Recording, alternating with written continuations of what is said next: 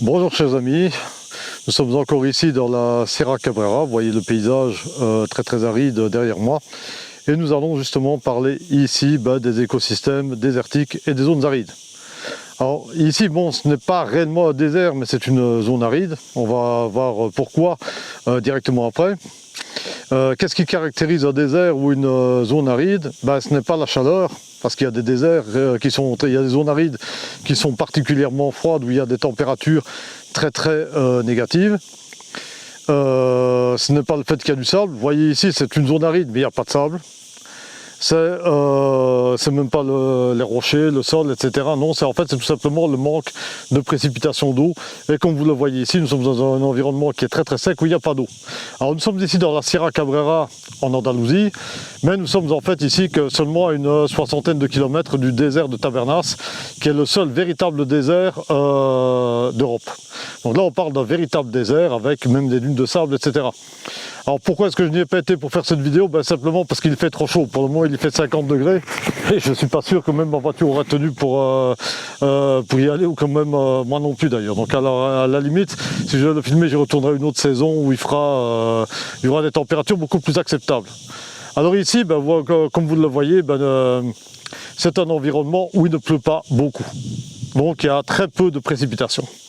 Alors quelles sont les ressources naturelles qui peuvent être utiles à l'homme dans ce genre d'environnement-ci? En fait, en réalité, il y en a très peu. Ce qui veut dire que la densité de population dans des zones arides, elle est très peu, il y en a très peu, parce qu'il n'y a pas beaucoup de ressources. Vous voyez ici, il y a quand même pas mal de plantes autour de moi, donc ce qui permet à des troupeaux de chèvres de pouvoir venir paître, mais ce sont des troupeaux qui se déplacent, c'est de l'agriculture extensive. Donc ici, forcément, il faut que les troupeaux puissent se déplacer pour ne pas épuiser complètement les ressources. Donc en fait, les ressources, il y en a très peu. Et c'est comme ça dans tous les déserts, qu'on parle du grand désert de la péninsule arabique, qu'on parle du Sahara, qu'on parle du sud-ouest, de tout l'ouest américain, etc. C'est le même problème. Il y a finalement très peu d'eau, ce qui fait qu'il y a très peu de densité de population. Et en général, dans ce genre d'endroits-ci, on trouvait des populations qui étaient principalement nomades ou semi-nomades. Alors même ici, vous voyez, qui allait peupler ces montagnes-ci? C'était principalement des bergers avec leurs troupeaux. Et ils redescendent dans les vallées ou plus bas, etc. pour y passer l'hiver tout simplement. Dans le Sahara, on a des nomades touaregs, etc. Mais ils ne font que de passer avec leurs chameaux. Péninsule arabique, pareil. Vous avez de temps en temps un arabe sur son chameau qui passe, et c'est tout. Désert de Gobi, un mongol sur son cheval, et c'est tout. Voilà, donc les gens ne font que de passer parce qu'il n'y a pas assez de ressources pour faire paître des troupeaux, etc. Donc il y a très peu de population, il y a très peu de ressources, sauf évidemment dans des oasis. Alors une oasis, c'est quoi? C'est un endroit où il y a des sources d'eau, etc. Et voilà, comme il y a de l'eau, évidemment là l'agriculture va être possible, et il pourrait y avoir une certaine densité de population. Alors la plus grande oasis du monde, c'est la vallée du Nil en Égypte. Et là, vous avez une immense oasis. Alors en fait, donc, toute l'Égypte est un paysage c'est un pays extrêmement désertique. Et vous avez par contre toute une bande de terre qui est cultivable, parce que vous avez le Nil qui coule, et vous aviez les alluvions du Nil qui permettaient justement les cultures. Mais si maintenant, malheureusement, ils ont mis un barrage qui fait que il n'y a plus les crues du Nil et ça devient de moins en moins fertile. Mais ça, c'est une autre histoire. On en reparlera quand je vous parlerai des cours d'eau éventuellement. Donc les oasis sont des endroits de richesse où il y a de la culture, etc. Et d'ailleurs, il ne faut même pas s'étonner que, par exemple, dans des endroits comme la péninsule arabique, dans le temps, les grands centres urbains, c'était justement des oasis. Ou alors l'autre endroit, c'est les côtes. Et là, dans les côtes, vous avez quoi? Vous avez, par exemple, le sultanat d'Oman, vous avez les Émirats. Et de quoi vivaient-ils? C'était juste les Émirats, c'était juste des villages de pêcheurs, en fait. Qu'est-ce qu'ils faisaient? Ils pêchaient des perles et ils les vendaient aux Bédouins qui allaient avec des caravanes les vendre ailleurs, dans d'autres oasis, etc., à l'intérieur des terres. Donc, il n'y avait que ça. Alors, qu'est-ce qu'on peut y trouver d'autre comme ressources naturelles? Évidemment, on peut trouver de l'eau, mais de l'eau souterraine. C'est ce qu'on va appeler de l'eau fossile. C'est quoi de l'eau fossile? ce sont des... Oula, ce sont des eaux qui sont... oui, j'ai failli tomber. Ce sont... vous aurez pu y assister en direct. Ce sont évidemment des eaux qui sont enfouies à des très très grandes profondeurs sous terre. Et ça, malheureusement, c'est ce que... maintenant, on a la technologie pour aller exploiter ces eaux-là. Et ici, en Espagne, c'est ce qu'ils sont en train d'exploiter à l'heure actuelle. Je vais vous en reparler. Mais dans d'autres endroits, comme par exemple en Arabie Saoudite, etc., dans les Émirats, ils sont en train de pomper toute l'eau, etc. Et il n'y en a pas assez. Pourquoi? Parce qu'il ne pleut pas assez, donc ça ne se renouvelle pas. Donc ils en sont à vouloir trouver des technologies pour dessaler la mer, etc. Donc voilà, donc tous ces endroits-là, il n'y a jamais eu beaucoup de population parce qu'il n'y avait pas assez d'eau. Alors quand on parle de Dubaï, Doha, Qatar, etc., tous ces endroits, dites-vous bien que c'est que des grandes villes, que depuis même pas 30-40 ans, avant c'était rien, c'était des villages en fait, il n'y avait rien du tout. Et alors il y a d'autres exemples, mais c'est le même genre de développement que dans la péninsule arabique. Vous avez le type de développement de Las Vegas. Alors Las Vegas, la ville des casinos aux États-Unis, ça ne s'est développé qu'à partir de la fin des années 40, grâce au gangster américain Bugsy Siegel, qui en a fait la ville du jeu, etc. Donc voilà, c'est la mafia qui a fait cette ville-là. Et depuis, on a un mode de vie avec tout le monde qui a des villas, avec des piscines, avec des jets d'eau, etc.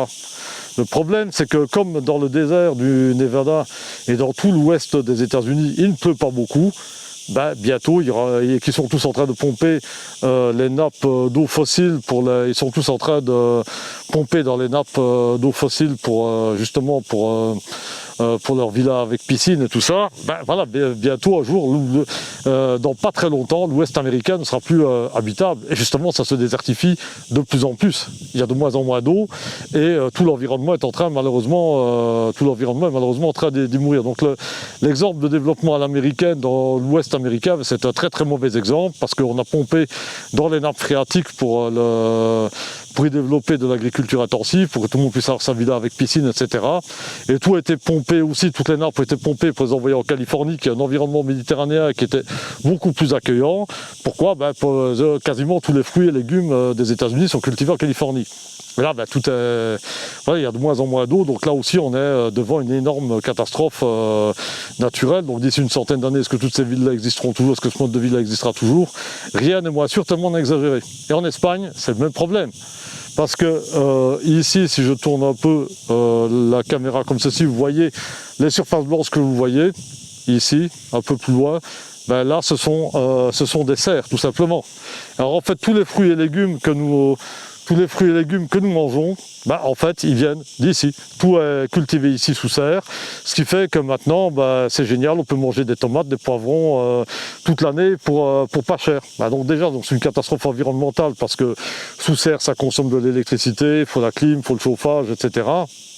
Mais en plus aussi, on est en train de pomper l'eau du sol pour cela. Et alors et c'est évidemment bourré de pesticides. Alors pour le moment, tous nos fruits et légumes viennent d'Espagne cultivés sous serre, mais c'est ce que ça durera encore très longtemps. Ça, j'en sais rien, parce qu'ils vont devoir creuser de plus en plus profond pour aller chercher l'eau. Alors, concernant un environnement comme ceci, il est évidemment menacé par les changements climatiques, par le manque d'eau, parce que tous les écosystèmes méditerranéens sont très gravement menacés par le manque d'eau, tous. Il y pleut de moins en moins, et quand il pleut, c'est catastrophique. D'ailleurs, vous voyez même ici des traces de coulées, d'érosion, etc. À peu près partout derrière moi. Quand il pleut, ce sont des pluies absolument catastrophiques, et tout l'environnement est détruit, toutes les terres sont emportées. De plus, vous voyez ici qu'il n'y a quasiment pas d'arbres, donc il n'y a pas d'ombre, donc il y a finalement de moins en moins de végétation pour retenir l'humidité, parce que ça, les arbres jouent un rôle majeur. Et alors pourquoi est-ce que les arbres ont de plus en plus difficile de repousser? Pourquoi? Parce qu'il y a régulièrement des incendies de forêt ici. Bon, il y a des accidents, mais aussi beaucoup, malheureusement, il ne faut pas se voiler la face, de la spéculation immobilière sur les zones en bord de mer, dans le bassin méditerranéen, pour pouvoir y bâtir des villas, etc., des hôtels, des résidences, etc. Les terrains brûlent, il y avait de la forêt ne repousse plus, ne repousse qu'une espèce de maquis méditerranéen, comme ce que vous voyez ici derrière moi, avec du romarin, du thym, etc. Ouais, mais le problème, c'est que ce sont des plantes qui sont très très riches, sont des plantes aromatiques très riches en huile essentielle, donc ça brûle comme rien. Donc ce qui veut dire qu'avec le changement climatique, la disparition de la forêt, la destruction de l'habitat, le fait qu'on a pompé l'eau, vous avez de plus en plus ce type de végétation qui repousse et voilà, qui qui est inflammable. Donc de plus en plus ça va brûler et il y aura un jour de moins en moins de végétation. Donc des déserts comme le désert de Tabernas, même ici en Europe, il va continuer à s'agrandir et ça va continuer à se désertifier. Donc, ce qui fait qu'il y aura de moins en moins, de possibilités pour les gens de vivre ici et de cultiver malheureusement.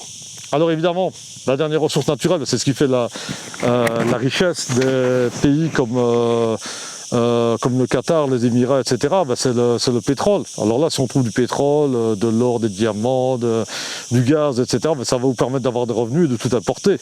Malheureusement, dans des pays comme les Émirats, etc., ben, il n'y a rien qui est produit sur place parce qu'ils ne peuvent rien produire, il n'y a pas d'eau. Il n'y a pas d'eau, donc on ne peut rien produire. Donc tout est forcément importé d'ailleurs, en avion, en bateau, etc., que ce soit le blé, la farine, les fruits, les légumes, etc., et on ne peut pas les produire sur place. Tout est importé, même la viande, elle est importée, etc. Donc évidemment, vous imaginez l'impact environnemental de tout ça, puisque tout est produit ailleurs, et qu'il faut forcément les ramener en avion, en bateau, etc., quoi. Et alors bon, il faut aussi dire ce qui est, franchement, en matière de pollution, ces gens-là ont complètement déconné, puisque vous pouvez même aller...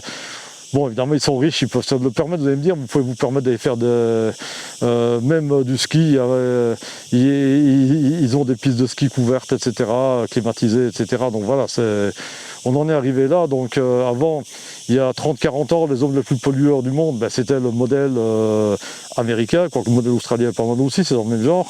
Et puis voilà, maintenant il y a le modèle qatari, émiratien, qui l'a largement dépassé. Donc voilà les amis, je vais vous laisser ici parce que voilà, je commence un peu à cuire. Je n'ai pas été dans le désert de Tabernas pour éviter de cuire, mais ici je commence à cuire. Donc je vous souhaite une très très bonne journée. Alors si vous aimez nos vidéos, ben, n'hésitez pas à mettre j'aime et à partager. Une très bonne journée à vous.